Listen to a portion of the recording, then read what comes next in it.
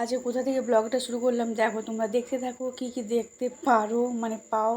আর আমি তোমাদেরকে সব পরে মানে বলছি এক এক কথা। তোমরা কী ভাবছো হয়তো কোথায় মানে কী বলে ভুতুড়ে বাড়ি ভাঙা বাড়িতে নিয়ে আমাদের মানে ব্লগটা শুরু করলে দেখাচ্ছে, কেন দেখাচ্ছে কী বৃত্তান্ত এসব হয়তো ভাবছো। হ্যাঁ, তোমরা ভাবতেই পারো। তো এরকম এটা থেকে তো কখনো ব্লগ শুরু করিনি বা এরকম কোনো মানে তোমাদেরকে ঘর বাড়ি দেখায়নি। আজকে দেখাবো, অনেক কিছু বলবো এই ঘর বাড়িটার সম্বন্ধে, যেটা আজকে ভগ্নস্তূপে পরিণত হয়ে গেছে বা ভুতুড়ে বাড়ি যাই বলো না কেন। ঠিক আছে, তো চলো ভিডিওটা কন্টিনিউ করো, সব বুঝতে পারবে। এখানে আমার জাম পাড়তিছে, কী করে জাম পাড়তিছে দেখতে পাচ্ছ, বাঁশের মাথায় ডিবা বেঁধে।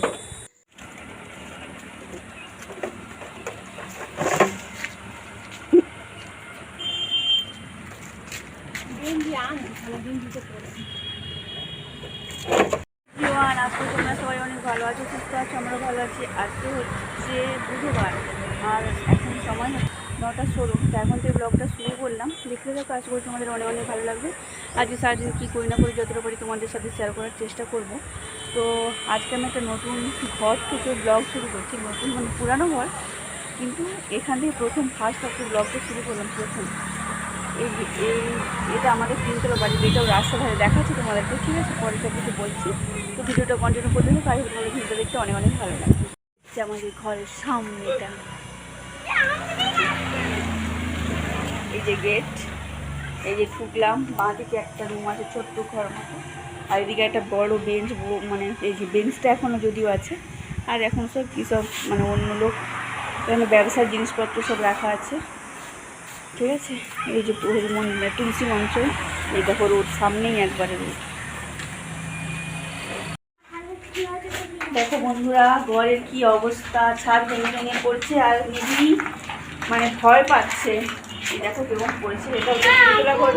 বিয়ের সময় আমরা এই ঘরে মানে আমি এই ঘরেই প্রথম প্রথম ঢুকেছিলাম, কিন্তু আজকে দেখো ঘরটা দেখে এত মায়া লাগছে, দুঃখ লাগছে। এখন আমরা তো অন্য ঘরে থাকি, পরে বলবো সব কী বৃত্তান্ত, কেন আমরা এই ঘরে থাকি না, কী বৃত্তান্ত। তো তার জন্য ভিডিওটা পুরোটা দেখবে। উপরটার অবস্থা খুবই খারাপ, এই যে দুটো করে রুম, এই একটা রুম ওই একটা রুম, মানে তিনটাতে নিচ থেকে মানে সব আসো আসো দুটা করে রুম, দুপাশে বারান্দা। দেখো তো আজ ঘরের অবস্থাটা দেখো, মায়া হচ্ছে, মায়া না ঠিক মানে দুঃখ লাগছে, খারাপ লাগছে। এটা হচ্ছে দোতলার, এই যে ক্লিয়ার একটা রুম, তার পাশে একটা ছোট রুম, এইদিকেও একটা রুম, তার পাশে ছোট রুম, আর ওদিকেও একটা বারান্দা আছে, দুটো বারান্দা আছে। ওটা হচ্ছে রাস্তার দিক, সামনের দিকটা। ভিতর বাইরে আছে, দেখাচ্ছি চলো।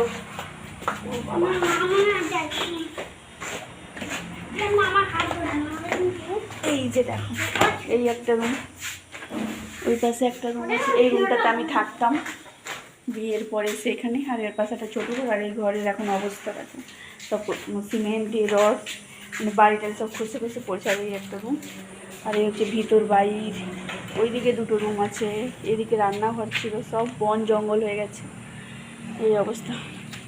ঠিক আছে চলো আরও কিছু ডিটেলস বলবো, দেখতে থাকো। সময় হচ্ছে বেলা 12:28, আমি ছাদে যাচ্ছি।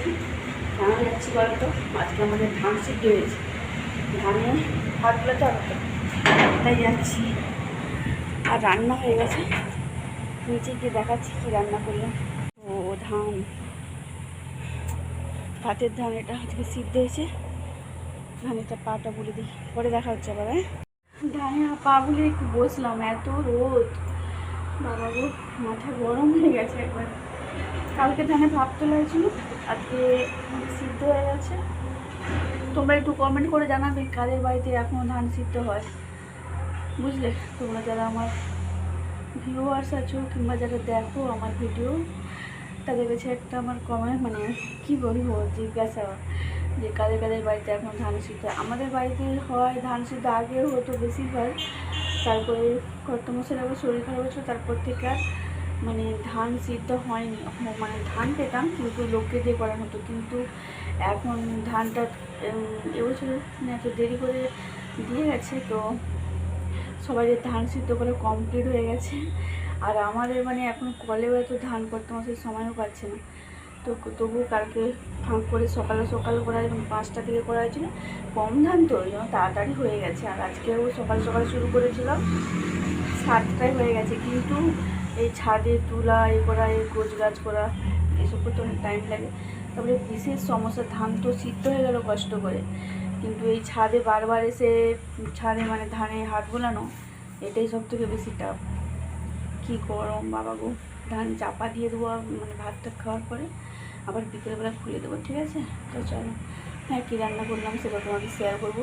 এত মানে কী বলে কষ্ট, ধান সেদিকে রান্না সব কিছু ব্যালেন্স করে চলতে হচ্ছে। চলো, আজ দুপুরে রান্না হয়েছিল উচ্চা ভাজা, আর হয়েছিল প্যাকাল মাছের ঝাল। এটা হচ্ছিল কর্তা মাছের জন্য, আর এটা হচ্ছে শুক্তো, কাঁচকলা, আলু, বেগুন, বড়ি দিয়ে, উচ্ছে দিয়ে, আর এটা হচ্ছে আমাদের মাছের তেল ঝাল। এই আজকে দুপুরে সিম্পল রান্না হচ্ছে। বিকেল 4:44, ছাদে এসেছি। ছাদে আগে এসেছিলাম একবার, খুলে চলে গেছি। এখন আবার এলাম, ধানটা মানে চাপা দিয়ে দিয়েছিলাম 1টার সময়, তারপরে বিকেলবেলা মানে 3:30টার দিকে আবার ধানটা খুলে দিয়েছি। আমি না, বর্তমান সেদিন এসেছিল, ওকে বলেছিলাম খুলে দিয়েছে। তো আজকেও আবার কালকের মতো মেঘ, কালকে তো অত মেঘ হলো কিন্তু বৃষ্টি হয়নি, কিন্তু আজকেও সেম একই মেঘ উঠেছে। বৃষ্টি হবে কিনা জানি না, ভাবছি ধানটা একবারে চাপা দিয়ে চলে যাবো আর কি। আর গাছে জল দেওয়ার ব্যাপারটা, সে যদি হয় সন্ধ্যাবেলা দিব। কালকে কত মাসে দিয়ে দিয়েছিল জলটা, তো চাপা দিয়ে দিই ভাবছি।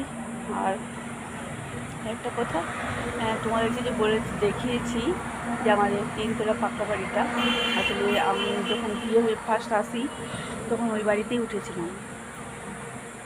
তারপরে আমাদের এই বাড়িটা মানে ওই বাড়িতে 7 বছর ছিলাম। আমার মেয়ে আর কি ওই বাড়িতেই যখন ছিলাম তখনই হয়েছিল। তো হাত কনকন করছে আমার। তো 3তলা রুম হলে কী হবে, মানে প্রত্যেক তলাতে দুটো করে রুম আছে আর কি। আর আমার হাজব্যান্ডরা হচ্ছে 2 ভাই, তো আমাদের ভাগে তো একটা রুম। এবার আমার দেওয়ারের যখন বিয়ে হয় তখন এই ঘরটা শুরু হয়েছিল, মানে ওটা শুরু হয়েছিল 2008-এ, এখন আমরা যে বাড়িতে আছি। তো তারপরে শুরু হওয়ার পরে ওদের বিয়ের আগে শুরু হয়েছিল, মানে বিয়ে হয় 2008-এ, তখন বিয়ের পর ওরা এখানে আসতো শুতে, এসব মানে প্রচুর অসুবিধা ছিল আর কি। আর অন্যান্য আমার মানে শ্বশুরেরা হচ্ছে 5 ভাই, তো 4 জন আমরা মানে বড়, আমার শ্বশুর বড়, আর ছোটো কাকু আমরা এখানে থাকি। আর বাকি 3 জন তারা এখানে থাকে না, বাইরে থাকে। বাইরে বলতে একজন থাকে দুর্গাপুর, আর একজন ঘাটাল, আর একজন কলকাতা। এখন 2 জন কলকাতায় থাকে, তোমার ঘাটালেও থাকে না। তো এবার তাদের ভাগের রুমগুলো যে যার ব্যবহার করা হতো, কিন্তু তারপরে এবার বললো যে আমাদের ঘর ছেড়ে দিতে হবে। তো তখন মানে ছেড়ে আমরা এই ঘরে চলে আসি আর কি। আর কাকুরা, ছোটো কাকুরা ওখানেই ছিল। আর আমাদের বাড়িটা তো রোডের ধারেই, বলেছিল যে রাস্তা পারবে মানে 4 লেন তো হবে, তখন রোডে ঘর পড়ে যাবে। তখন তো ঘর মানে দাগ দিয়েও চলে গেছিলো, মানে নিচের রুমটার মাঝামাঝি চলে গেছে আর কি দাগটা ছিল। ওই ভয়ে তারাও বাড়ি করে আমাদের পেছনেই তারাও চলে এসছে আর কি। ওই জন্য এখন ওটা ভুতুরে বাড়ি হয়ে গেছে, কেউ থাকে না। ভাগের বাড়ি হলে যা হয় অবস্থা, কেউ থাকে না। ওই জন্য ওই রকম ভেঙে অনেক দিনের পুরানো ঘর, ওই জন্য ভেঙে ওইভাবে রিপেয়ারও করা হয়নি। কেউ যেহেতু থাকে না আর কেন রিপেয়ার করবে, তো 5টা অংশীদার, ওই জন্য এই অবস্থা। ওই ঘরে থাকি না, আমরা এখন এই ঘরে চলে এসেছি।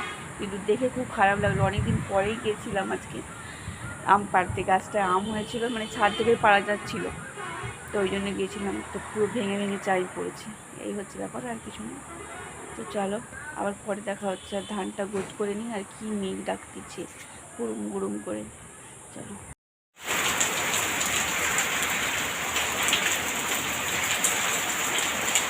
দেখো বন্ধুরা কী পরিমাণ বৃষ্টি হচ্ছে আমাদের এখানে।